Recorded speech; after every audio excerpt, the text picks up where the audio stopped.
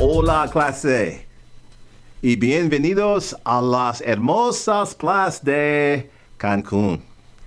Yes, welcome to beautiful Cancun. What better place to share risk assessments other than the beaches of Cancun? I am sure every time any of you travel to Mexico, you're taking your classwork with you because you want to ensure that you don't miss a thing. So that's why we're here today. Welcome to week 7. Week 7 of our Capstone. Mr. Watlington. And really, this is an interesting week because this week it has a lot of project management. And I was taken aback about how much project management, an entire chapter dedicated to that. And what I try to do, like everything else, keep it simple. You see this one chart? Really? This pretty much tells you everything you need to know about project management at a high level, okay? The core parts of project management is your process groups, right? Initiate, plan, execute, monitor and control, and close the project. So that's what your columns are. Now, the rows going across, these are your knowledge areas. If you've ever planned to get into project management, they have what they call the PMBOK, the Project Management Body of Knowledge. Well, these knowledge areas come from that that book. So going in your rows, that's where you have your project integration, your project scope, schedule, project costs, quality, resources, and on down the line.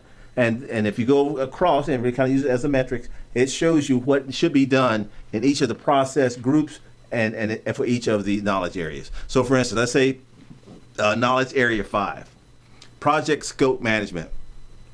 In the initiating part of a project, there's nothing to do. But when you get to the planning part, that's when you got to plan your scope, you got to collect requirements, define the scope, and create a work breakdown schedule. That's what WBS is.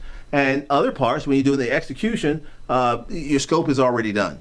So now as you execute that project, now when you're monitoring the project and you're doing that controlling piece, that's when you want to validate how it was executed against the scope.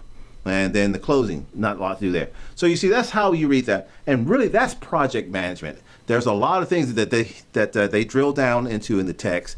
Great stuff, guys. Don't get me wrong, great stuff. But don't lose sight of this, because otherwise you can get so caught into the swirl of all these other areas that you lose sight of what the big picture of project management is.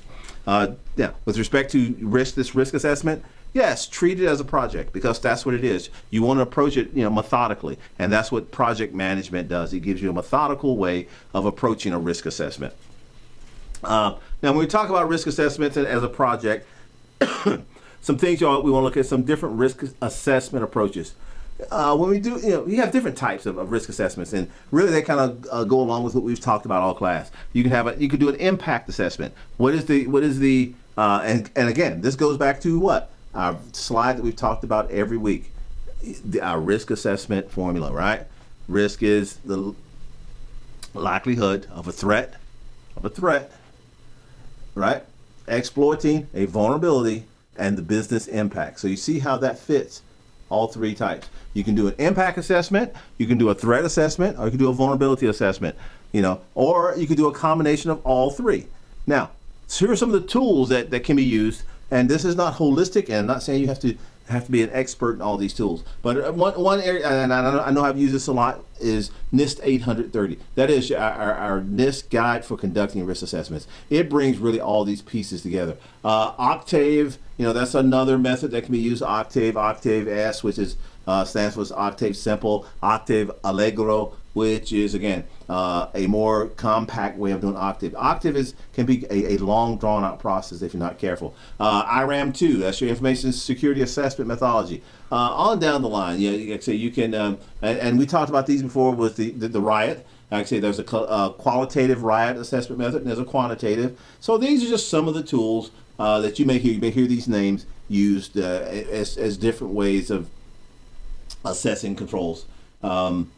And to assist with your data, because once you've collected all this data, now you have to have some way of going about how do I methodically apply these data points so that it come out and that it makes some type of logical sense. So risk assessment approaches, project management, and that's really what we're looking at in week 7. So week 7 should be a pretty easy week. Next week, you're going to be finishing up, turning in your assignments. And if I don't see you again, guys, it's been a great class.